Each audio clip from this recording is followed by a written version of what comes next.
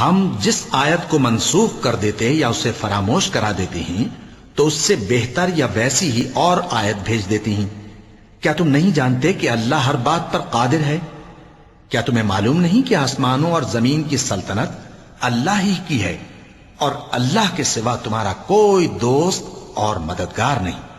مسلمانوں، کیا تم یہ چاہتے ہو کہ اپنے پیغمبر صلی اللہ علیہ وآلہ وسلم سے اسی طرح کے سوال کرو جس طرح کے سوال پہلے موسیٰ سے کیے گئے تھے؟ اور جس شخص نے ایمان چھوڑ کر اس کے بدلے کفر لیا تو یقیناً وہ سیدھے رستے سے بھٹک گیا۔ بہت سے اہل کتاب اپنے دل کی جلن سے یہ چاہتے ہیں کہ ایمان لا چکنے کے بعد تم کو پھر کافر بنا دیں، حالانکہ ان پر حق ظاہر ہو چکا ہے۔ تو تم معاف کر دو اور درگزر کرو یہاں تک کہ اللہ اپنا دوسرا حکم بھیجے۔ بے شک اللہ ہر بات پر قادر ہے۔ اور نماز ادا کرتے رہو اور زکوٰۃ دیتے رہو، اور جو بھلائی اپنے لیے آگے بھیج رکھو گے اس کو اللہ کے ہاں پالو گے۔ کچھ شک نہیں کہ اللہ تمہارے سب کاموں کو دیکھ رہا ہے۔